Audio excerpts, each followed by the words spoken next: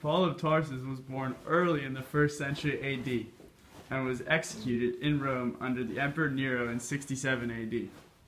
Early in his life, Paul was known by his Jewish name, Saul. The first time that Paul of Tarsus appears in biblical records is in the Acts of the Apostles, where he was a witness to the stoning of Stephen, who was the first martyr in the Catholic Church.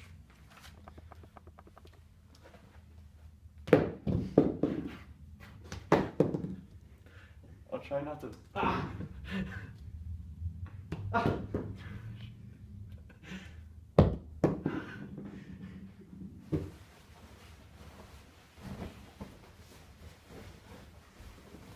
Yeah.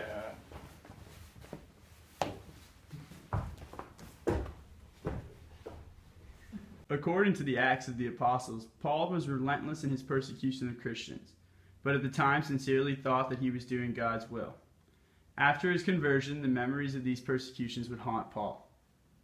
Die, Christians, die! Paul of Tarsus was an educated Pharisee who spent many years living in Jerusalem. Okay.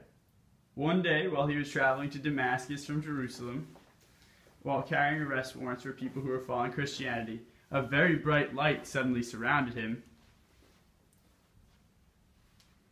and a voice asked him, "Saul, Saul, why do you continue to persecute me?"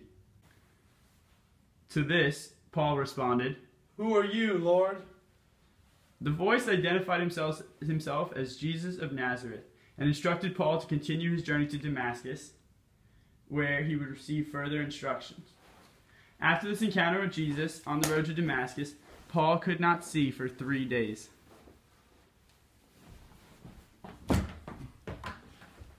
Once Saul arrived in Damascus, he fasted and prayed for 3 whole days.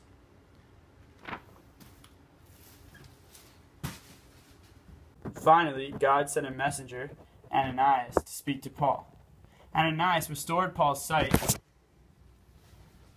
and instructed him to be baptized and to wash away his sins and declare Jesus of Nazareth as the Son of God.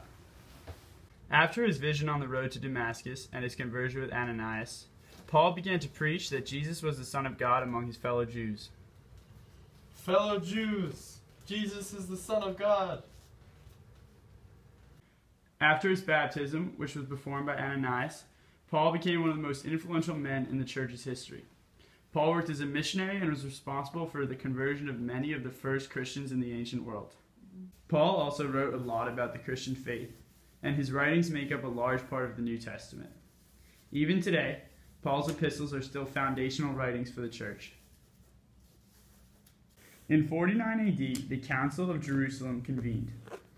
Paul was a key member of the Council of Jerusalem, which established that Gentiles would be allowed to convert to Christianity. Through Paul's leadership and influence, many communities dominated by Gentile groups began to form.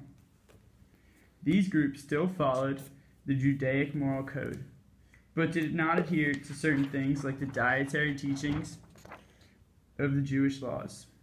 Paul's quick abandonment of these Jewish laws is still debated today. Life as a Christian missionary was very unpopular in the 1st century world of the Roman Empire. Paul's missionary journeys often got him in trouble with the Roman authorities and led to his eventual imprisonment. Paul was first imprisoned in Caesarea for 2 years and was then sent to Rome to stand trial for his crimes. Paul was eventually freed for a time and continued to preach throughout the known world. On his 5th and final visit to Jerusalem in 57 AD, Paul was taken into Roman custody and was accused of breaking the Roman laws once again. Paul was imprisoned for the second time in the city of Caesarea Maritima for 2 years, until, in 59 AD, a new governor reopened his case. At this time, Paul exercised his right as a Roman citizen to appeal his case to Caesar. The Acts of the Apostles says that on his way to Rome to meet Caesar, Paul was shipwrecked on the island of Malta. In 60 AD, Paul finally arrived in Rome. Once he arrived in Rome, he spent 2 more years under imprisonment. During his time in jail, Paul was a very active writer who spent days writing letters that answered questions and established precedents for the church. After breaking the Roman laws for years, Paul was eventually beheaded by the Roman Emperor Nero in 67 AD.